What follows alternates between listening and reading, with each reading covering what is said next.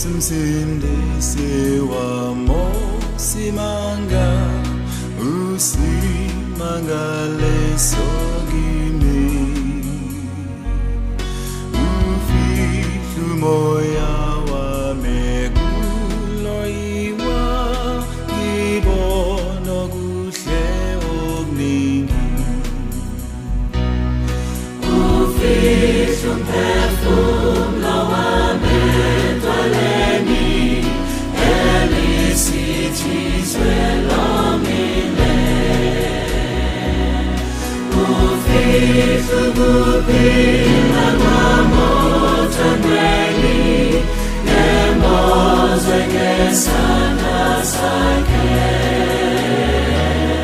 nembozwe ngesandla sakhe uJesu msindisi wami osimanga ususa kusinayo angiphakamise ngingasunduzwa angiphe amandla miyo ufihlu perfume lawami twaleni elisithiswe lomile ufihlu kuphila kwamothandweni nembozwe ngesandla sakhe nembozwe ngesandla sakhe sengembathiswe ubucwazi ngomhlangabeza kulifu ngosindiso nothando ngimdumise nazo izigidi phezulu ufihlu perfume lawami twaleni elisithiswe lomile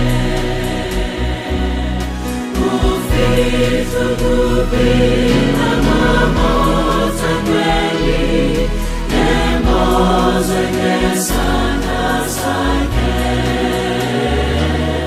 nembozwe ngesandla sakhe ufihlu perfume lawami twaleni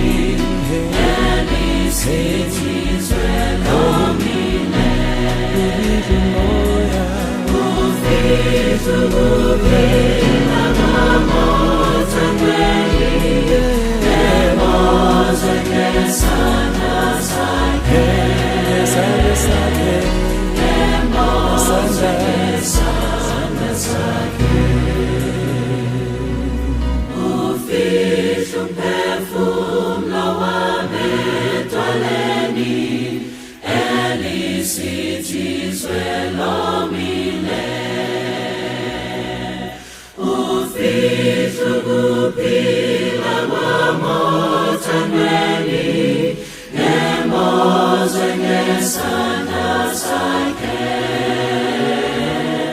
nembozwe ngesandla sakhe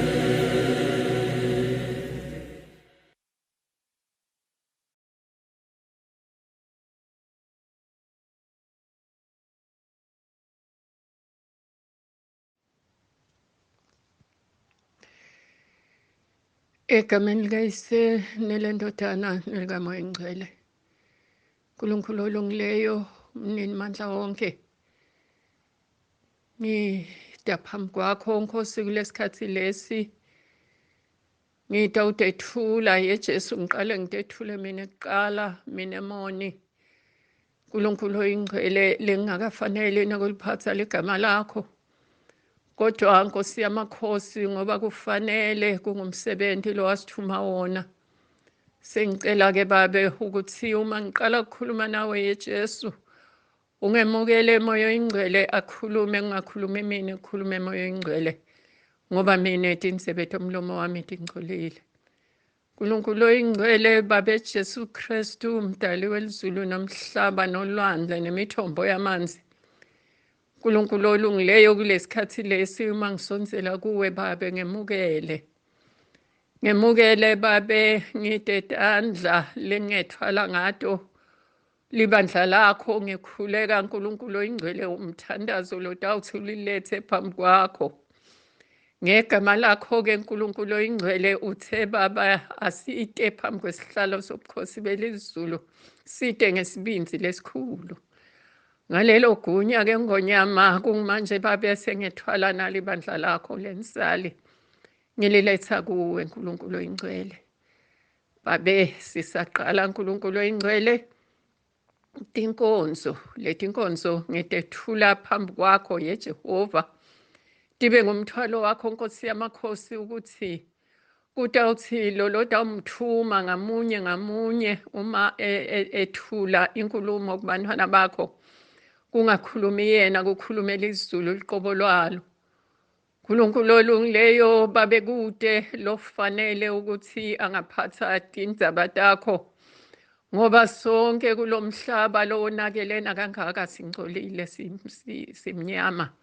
Kodwa Nkulunkulu wamazulu, maye mawubongwe yeJesu. Isaiah 1:18 uthi wozani buyane siyikhulumele indzaba, noma ngabe tibovu ngitawutenda tibe mhlophe. Bageze Nkulunkulu wamazulu labantu labatawuthi babeke nayi camp meeting. Nayi Nkulunkulu oyingcwele Baba, nawo lo msebenzi wakho lomkhulu nakangaka walomnyaka wa 2021. yeJesu Nkulunkulu olungileyo, Babe sihloko salomnyaka sithi sisehlane yeNkulunkulu oyingcwele. Sithi-ke Jesu sisehlane.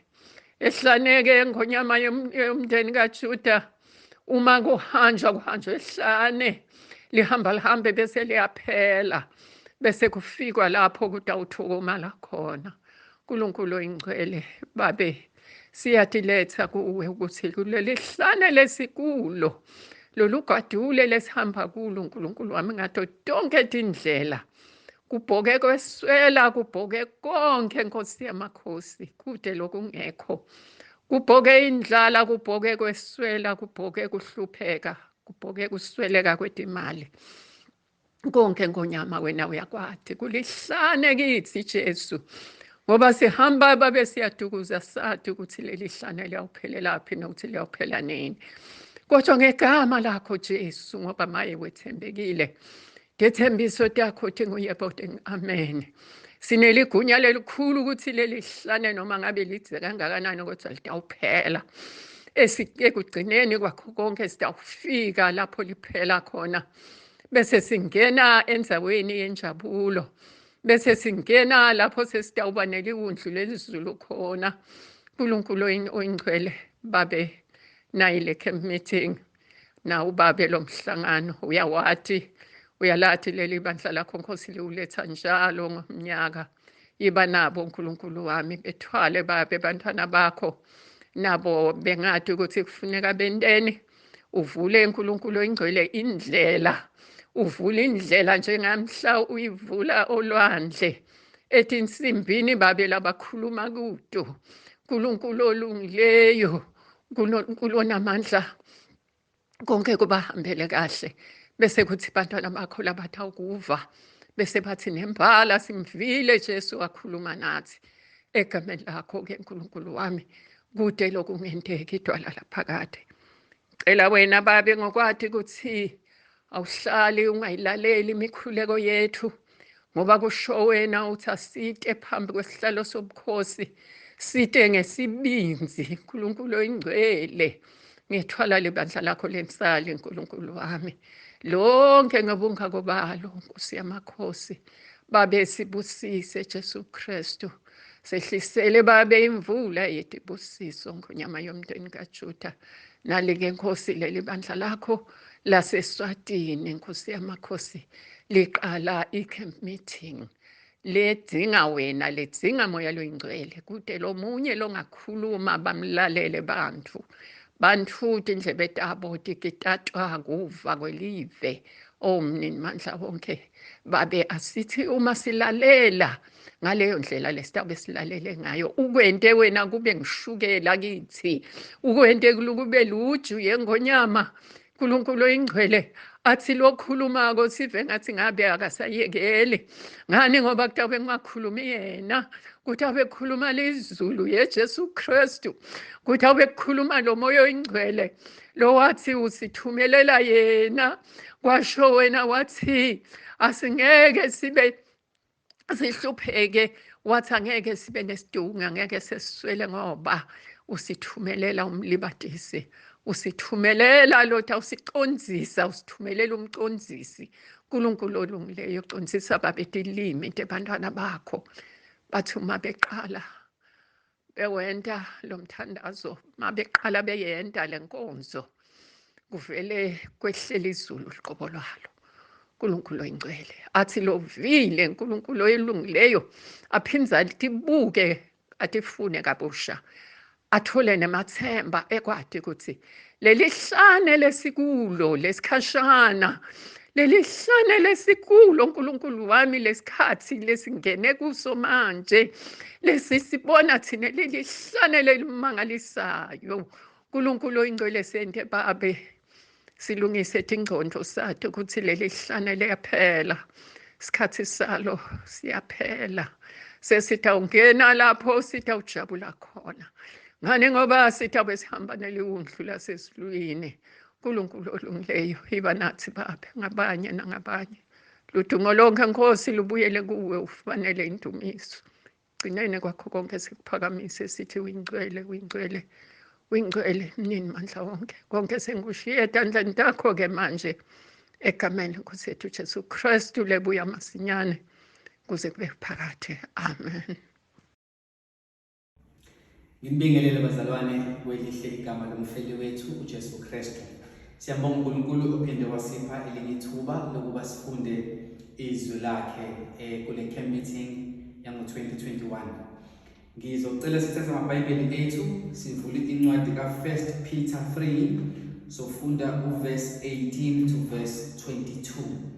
1 Peter 3, sofunda from verse 18 to verse 22. Ngizocela ukuyifunda kwibhayibheli lesingisi but sizoshumayela ngesizulu. 1 Peter 3 verse 18 to 22. For Christ also suffered once for sins, the just for the unjust, that he might bring us to God, being put to death in the flesh, but made alive by the Spirit, by whom also he went and preached to the spirits in prison, who formerly were disobedient, when once the divine long-suffering waited in the days of Noah, while the ark was being prepared, in which a few, that is 8 souls, were saved through water. There is also an antitype which now saves us, baptism, not the removal of the filth of the flesh, but the answer of a good conscience toward God, through the resurrection of Jesus Christ, who has gone into heaven and is at the right hand of God.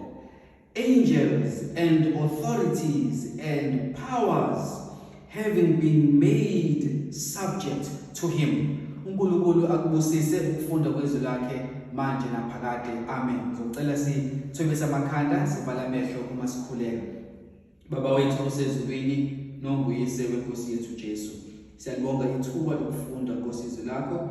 Busiza Jehova ukufunda nokushumayelwa kwezwi lakho.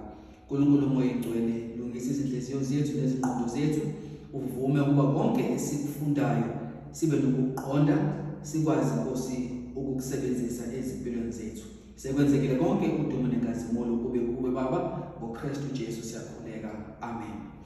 Now, incwadi esiyifundile lapha ku-1 Peter 3 verse 18 to 22.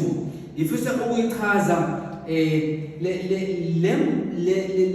le parts esifundile ikhuluma about suffering njengoba sikhuluma nge-wilderness ukuthi i-wilderness is temporary noma ukuhamba ehlane kuyinto yesikhashana noma lezi zinto esidlula kuzo ziyizinto zesikhashana zizodlula. Now kuko konke esidlula kukho ohambeni lethu lobuKristu okunzima, it is the sufferings that we go through in the wilderness. So iyona lena esifisa ukuthi sibe nolwazi ngayo ukuze singalahlekelwa umkhulu lethu uma sidlula through the sufferings. Now umpostoli uPetru uyachaza uqhathanisa two kinds of suffering. Ufunda from verse 13, in fact mufunda phezulu from verse 13 to 17 namavesi angemumva ukhuluma about two kinds of suffering. Uthi there is a suffering efika as a result of ama-choices amambi esiwenzayo. Ngamanye amazwi ukhona ubuhlungu empilweni esidlula kubo ngenxa yokuthi asikhethanga kahle. Kukhona ubuhlungu esidlula kubo ngenxa yokuthi senze ama-decisions are wrong, ebese sivuna kulawo ma-decisions, ebese singena ebuhlungwini, ebese ethi-ke I hope ngithemba ukuthi bazalwane kuko konke ukuhlupheka kwenu akungesikho ngenxa yokwenza kwenu okubi. Kukhona ububi obenzeka kithi ngenxa yokwenza okubi. Uthi umpostoli uPetru-ke ngithemba ukuthi ukuhlupheka kwenu akungenxa yezenzo zenu nezinqumo zenu, ama-decisions enu are wrong. And then ebese qhathanisa athi khona enye suffering, hayi leyo yokuqala yama-choices are wrong, athi khona enye suffering yile esofocasa kuyona sibheke nje in the next few minutes. Uthi lana-ke le suffering isihloko sakhona sithi Christ suffering and ours, noma ukuhlukumezeka kukaKristu nokwethu, noma ukuhlukumezeka kwethu ngoKristu. Ngamanye amazwi kulama verse esowabheka sibheka ukuthi ukuhlupheka kwethu siku-understanda kanjani uma sibheka noma kuqhathaniswa nokuhlupheka kukaKristu, noma ukuhlupheka kukaKristu kwakuchazani ngokuhlupheka kwethu. Athi bese eqhubeka lithi iBhayibheli, for Christ also suffered once for sins, the just for the unjust, that he might bring us to God. Now ngiyafuna siqaphele le ndawo leyana ukuthi uma uKristu esafarisha lithi iBhayibheli wasafarisha kwaba kanye. Dwebele leyo ndaba nyana, wasafarisha kwaba kanye, esafarishela izono zethu ukuze thina asilethe kuNkulunkulu. Yabona into oyenza once bese uyadlula kuyona, usuke uyiqedile, usuke uyiperfectile, isuke ingadinge kulungiswa, isuke ingadinge kulekelelwa. So uma lithi iBhayibheli uKristu wahlupheka kwaba kanye, ehluphekela izono zethu, ngamanye amazwi akwenza ngesikhathi ehlupheka wakwenza waqeda, sasingekho isidingo sokuthi aphinde uyaqala kuzame futhi. So siqaphele le ndawo malithi iBhayibheli wahlupheka uKristu kwaba kanye, ngamanye amazwi ekuhluphekeni kwakhe ayezokwenza wakwenza waqeda kwaphelele. Lithi iBhayibheli he suffered once, the just for the unjust. Ayizwa-ke olungile wahlukumezeka kwaba kanye, ehlukumezekela abangalungile. Ufuna uyizwe lento, being put to death in the flesh but made alive in the spirit. So ibheka le ndawanyana ukuthi-ke lisho ukuthini iBhayibheli malithi uKristu wahlukumezeka wafa enyameni kodwa ephiliswa emoyeni. Now uma lithi iBhayibheli uKristu wafa enyameni ukuze aphiliswe emoyeni, ngiyafisa ke sithathe nje imizuzu emibili laphayana ukuthi ukuhlukumezeka kukaKristu wahlukumezeka ngempela uKristu. Ngamanye amazwi ekukhuleni kwakhe ekhaya elalihlupheka kwakuyikhaya elalihlupheka ngempela. Nazo zonke izinkinga uKristu abhekana nazo wabhekana nazo ngempela. Ebese lithi iBhayibheli ke uma efa wafa enyameni evuswa emoyeni. Ngamanye amazwi ngesikhathi elenga esiphambanweni uKristu wafa okwangempela. Ingakho iBhayibheli umpostoli Pawuli uma ekhuluma kwincwadi yabaseKorinte yokuqala ekhuluma ngokuthi kutshalwa kuyinyama kuvunwa kungumoya. Uma uKristu efa wafa enyameni, kepha lithi iBhayibheli but he was made alive by the Spirit. Wayesephiliswa ngomoya. Lithi iBhayibheli esephiliswe ngomoya wayesehamba ukuyoshumayeza omoya ababeboshiwe. Kufuna sibheke futhi naleyo ndawanyana ukuthi uKristu wahlukumezeka kwabakanye ukuze ngaye ekufeni bonke labo abanye abazothi ngokumlandela bese behlukumezeka okwenzeke kuye efa enyameni ephiliswa emoyeni. Konke okwenzeke kuye kuyakwenzeka nakubo bonke abamlandelayo. Now yafuna sizobuya lapho sizoyibheka. Lithi iBhayibheli wayesehamba ukuyoshumayeza omoya. iBhayibheli labo moya ayobashumayeza uKristu. Wayebashumayeza nini labo moya? Wayeshumayela intshumayelo ethini? Isho ukuthini leyo ntshumayelo kimi nawe? Sizophendula leyo mbuzo yomine ebese sivala. Kusho ukuthini ukuthi uKristu wahlukumezeka kwabakanye? Sesuphendulile. Kusho ukuthini ukuthi wafa enyameni evuka emoyeni? Kusho ukuthini ukuthi wathi sevukile wahamba wayoshumayeza omoya? Ibaphi labo moya ayobashumayeza? Yayithini inkonzo ayebashumayeza yona? Ebese lithi iBhayibheli eseshumayelile wayesenyuka wahlala ngakwesokunene sikaBaba. He sat at the right hand of God. Ebese ithi and everything, principalities and powers and angels and authorities were made subject to him. Konke izingelosi amandla nembuso kwabekwa ngaphansi kwezinyawo zakhe. Sizoyibheka leyo uma ke sesivala ngomthandazo. Ngiyafisa ke siyiqaphele le ndawo bazalwana. Ke sihambe kancane ke manje in slow motion. Uma uKristu efa esiphambanweni wahlukumezeka wafa aze athi umpostoli Pawuli kwincwadi yamaHebrews ithi wathola umqhele, a crown of suffering. Ngamanye amazwi akekho owahlukumezeka ukudlula uKristu, akekho obe nobunzima ukudlula uKristu. Ukona konke mina nawe esidlula kukho kungeke kwaqhathaniswa nalokhu uKristu abhekana nakho uma eyosifela esiphambanweni.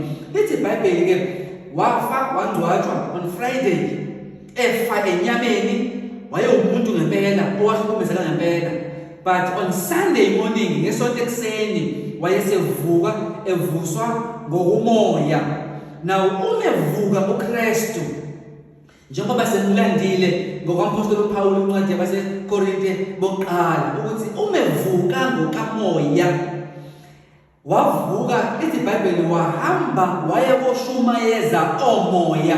uKristu wahamba waya kwisizinda, waya kwi-stronghold samadimoni. Uma ufunda incwadi kaJuda 1 verse 6 ithi ke lezo zingelosi ezingazange zamlalela uNkulunkulu, ezingayigcinanga indawo yayo, who could not keep their domain, they were thrown into everlasting chains.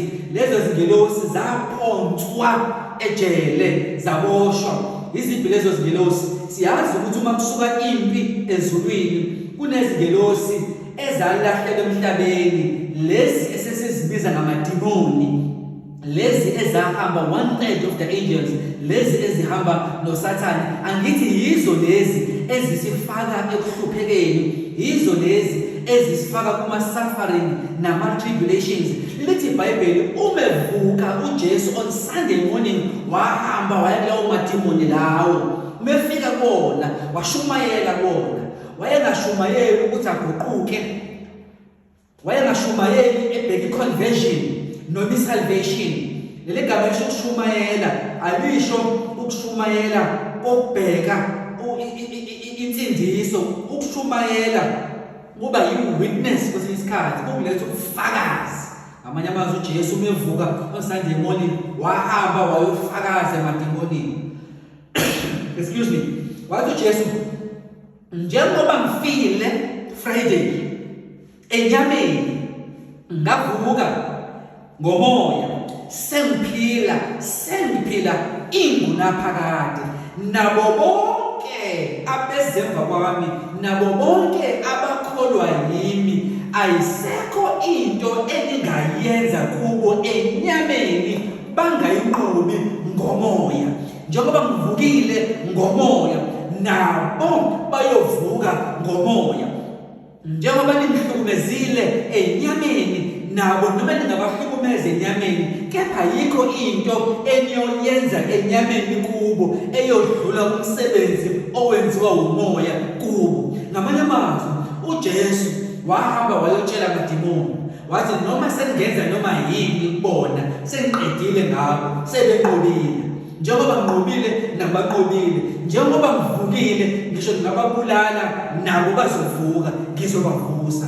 Njengoba ningishaya imvimbo kepha ngaphiliswa, nabo bazophiliswa. Ngamanye amazwi uJesu watshela amadimoni ukuthi ayisekho into engingayenza kulabo abakholwa yimi.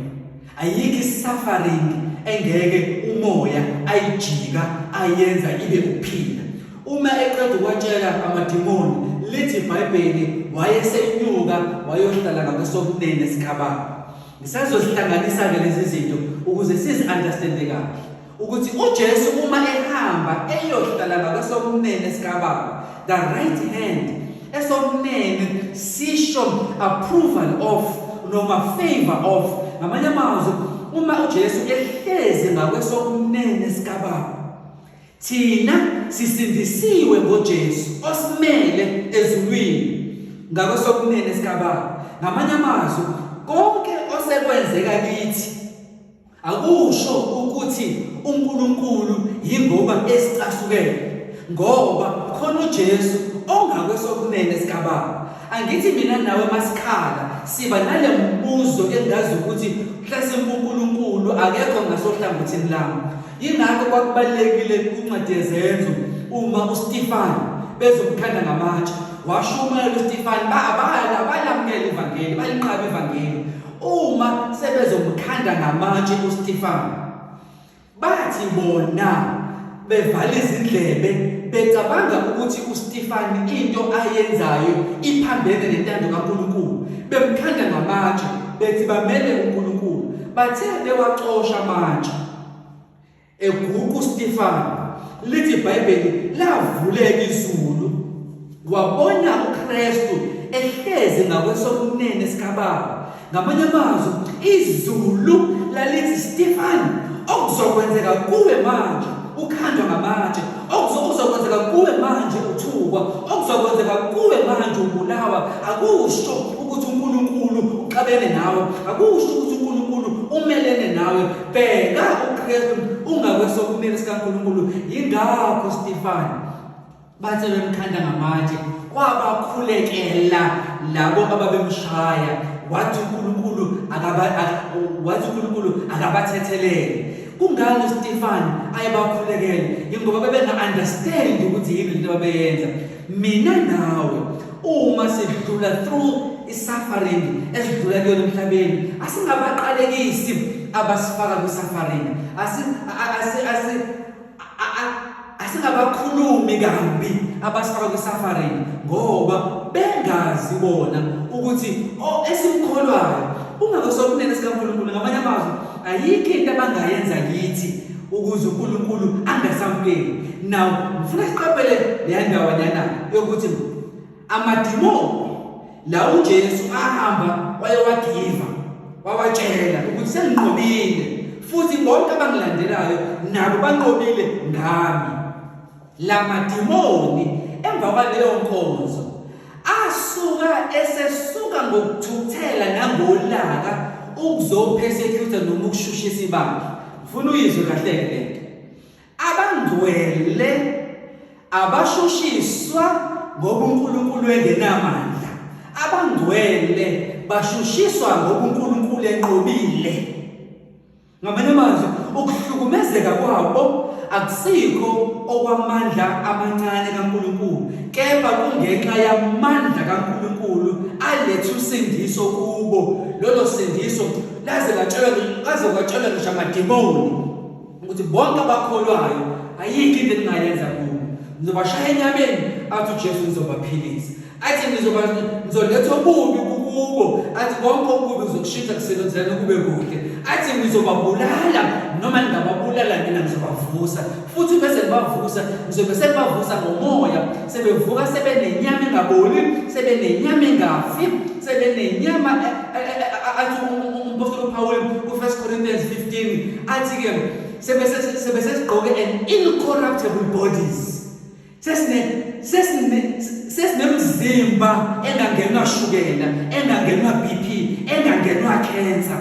Uthi uJesu mewatshela amadimoni ayesethukuthela amadimoni. So lokho odlula kukho akusikhona ukuthi uNkulunkulu uyehluleka, kodwa ngoba uNkulunkulu wakunqobela.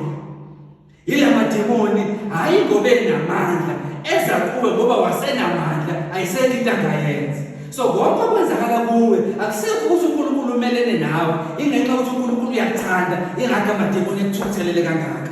Now ngizoxoxela istory. Uma ngiselapha esikoleni ngiyofundela ukufundisa, ngaba nenkinga enkulu yokuthi ngangenayo imali yokufunda.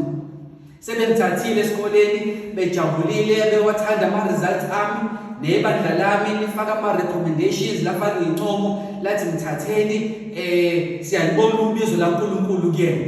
Lapha esikoleni ngizoyichaza le ndawo le. Lo wayephethe zezimali, hayi inhliziyo yona yayingenkulu, yayincanyanyana. Nomusa wayengenawo umusa omkhulu, ucane nje umusa ayenawo. So ama-students ayemsaba. Nami-ke ngifike-ke ngithi ngizochaza udaba lami. Olami udaba lahlukile. Kumlando wesikole, kwangakaze kuvele kufike umfundi othi uzofunda uvela kwelinye ilizwe akanamali kodwa yokufunda. Unqamula amazwe wonke engenamali, ethi nje ubizo uNkulunkulu. Uma sengifikile esikoleni, imali enganginayo bavele bahleka uma ngithi nansi imali enginayo. Babona ukuthi cha, hayi asikwazi ngisho ukuthatha leyo mali ayikho. Base oprofessor base be-theology department sebelizwile udaba lami, lithe ibandla mthatheni loyo, siyalibona ubizo laNkulunkulu kodwa imali yokufunda ingekho. Base bethi oprofessor siyamfisa ukumthatha lo mfundi, kodwa njengoba sifisa ukumthatha lo mfundi asambe sokukhulumela nothisha omkhulu. Balanda urector, bahlala nemeeting naye, balichaza udaba lami oprofessor kwi-theology department. Sebelichazela lonke udaba lami, wali-understanda uthisha omkhulu. Wayesethi cha, uzohamba yokukhuluma ne-finance department. Loyadade loyana ongenamusa wahamba uthisha omkhulu, wahamba waya kuyena. Wathi kumina uthisha omkhulu ke, sengizwile udaba lakho, hamba uye ekhaya ubuye kusasa uzo-attend amaklasi, kodwa uqale uyo-register. Hawu ungahamba nami ngijabulile ukuthi hayi ke at least uthisha omkhulu useyalazi udaba lami, i-department isiyalazi udaba lami, konke sekuhamba kahle. Uma ngibuya ngakusasa ngithi ngizobhalisa, ngathi ngingena e-office lalo dade lo we-finance department, wavele wasukuma. Wathi besukuma wathi wena lo ocabanga ukuthi ungcono kunabo bonke abafundi la esikoleni, you going behind my back uyokhuluma nothisha omkhulu. Wathi ngizoke ngibone uthisha omkhulu ozokubhalisa, mina ngisaphila ngeke uzufunde la. Wathi phuma e-office lami, wathi phuma ubuyele eAfrika uhambe uyofuna imali. Musu uyitholile imali bese uyabuya uzofunda la. Uma uqala uhlakaniphile hamba ucela uthisha omkhulu akubhalisa. Uyazi isihlobo sami wathi umewasho lamazwi ewashe memeza, bonke abafundi babelinde ngaphandle bezobhalisa bawezwa lamazwi. Ngathi uma ngiphuma lapha epassage, ngithi uma ngibuka amehlo abo bonke babengishalazela bebheka phansi, bezwile engigiva engitshela ufinance lady ukuthi wangixosha, wangitshela.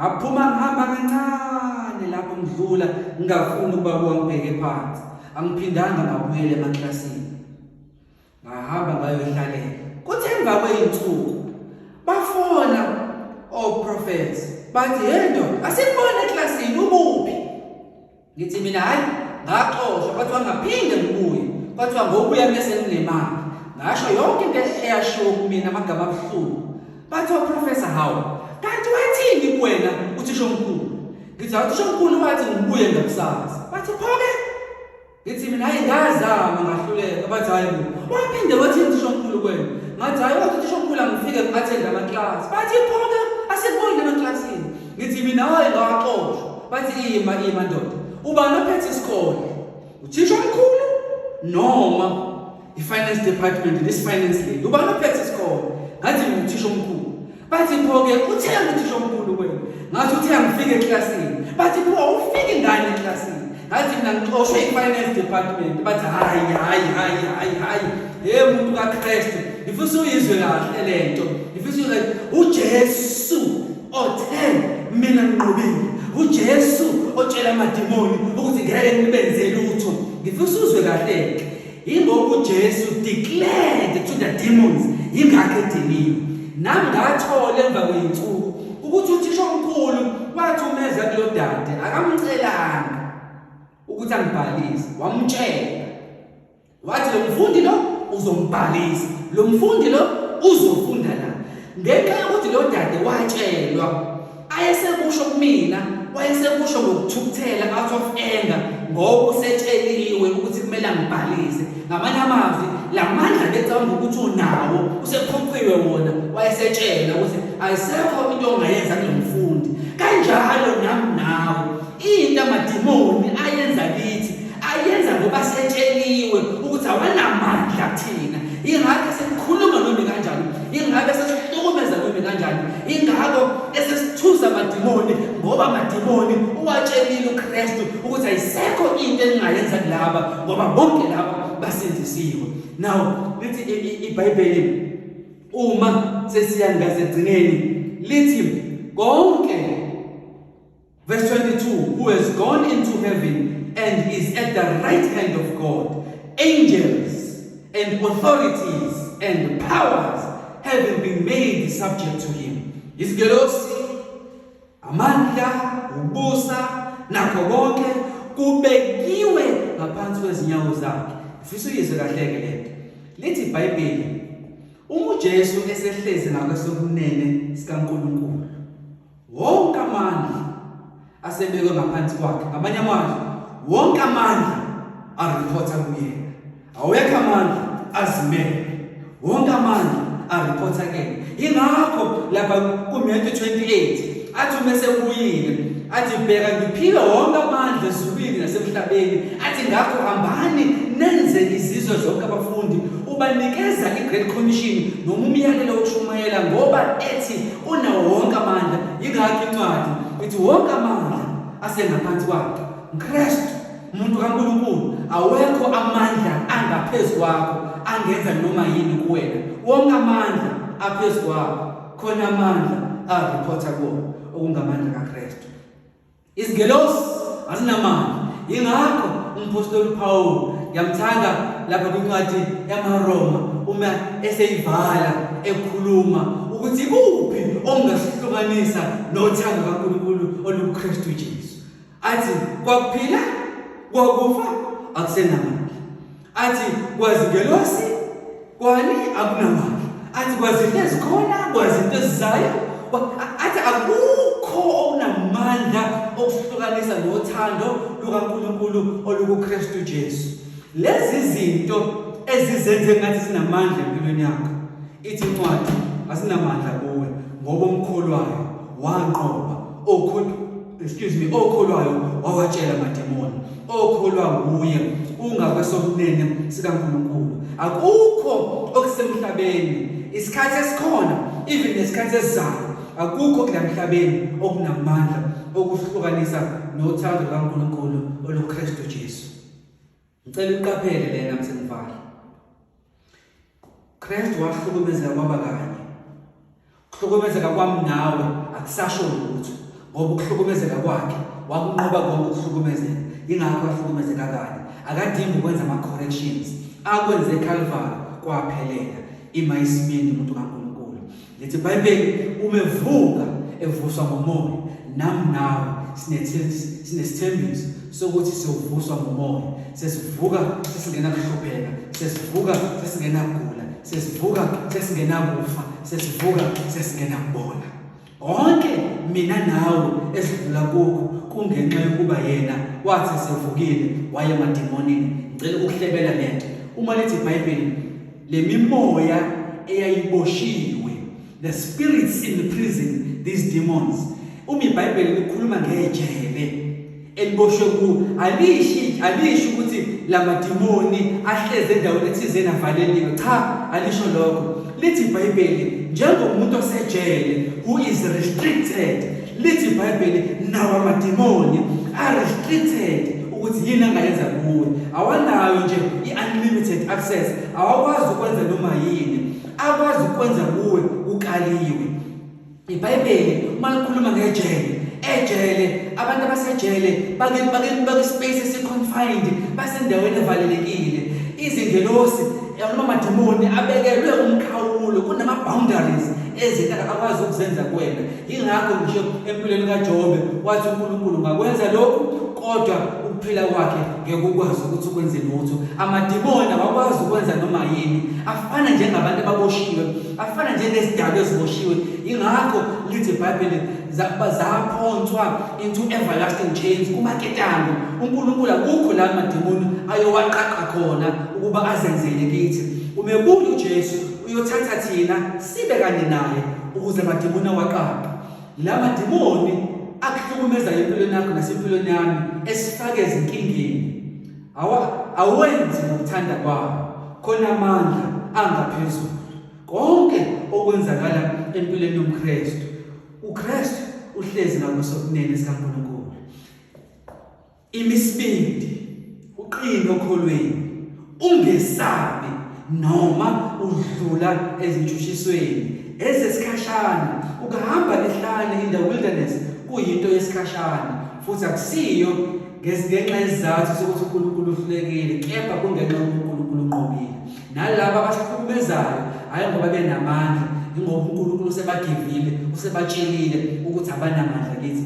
Ingakho sebethukuthele. Engathi uNkulunkulu angagcina mina, ngathi uNkulunkulu angakulonda wena ohambeni lethu. Sazi ukuthi the wilderness experience is only temporary. Kuyinto nje yesikhashana. Maduzane siyobona uKristu ubuso nobuso. Ngathi uNkulunkulu angasigcina asilonde ngalamazwi. Ngizocela ukuthi sithwebise amakhanda sivala amehlo uma sivala ngomkhuleko lenkonzo. Baba wethu osezulwini nonguyise wenkosi yethu uJesu, siyabonga Jehova umusa uphinde wasenzela wona ukuba sifunde izwi lakho. Siyabonga Nkosi ukusikhumbuza namhlanje ukuthi konke esidlula kukho wena wadlula kukho, ngakho namandla okusulana nathi. Nokuthi nawe Nkosi wahlukumezeka kwaba kanye wakunqoba Nkosi ukuhlukumezeka. Siyabonga Jehova ukuthi wavuka Jesu Kristu ngesonto ekuseni, usuvuka emoyeni. Nathi siyakuvuka emoyeni. Nathi siyakunqoba ukuhlupheka. Nathi siyakunqoba ngisho nethuna. Wahamba wawatshela amademoni ukuba wena unqobile. Kungakho esihlukumeza, hayi ngoba enamandla, ingoba enqotshiwe. Hayi ngoba enakho konke, kepha ingoba ephuciwe konke. Futhi wena Baba unyukela ezulwini, wahlala ngakusokunene sikaNkulunkulu. Nathi ngelinye ilanga siyakubona uNkulunkulu. Siyasibonga isithembiso. Siyabonga Nkosi ukuthi wonke amandla abekiwe ngaphansi kwezinyawo zakho. Yonke imibuso ibekiwe ngaphansi kwezinyawo zakho. Engathi uNkulunkulu oyingcwele ungasigcina usilonde, usiphe ithemba lokuhlala kuwe njalo ngaso sonke isikhathi azabuye uJesu. Amen. uNkulunkulu asigcina silonde bazalwane ngoKristu. Amen.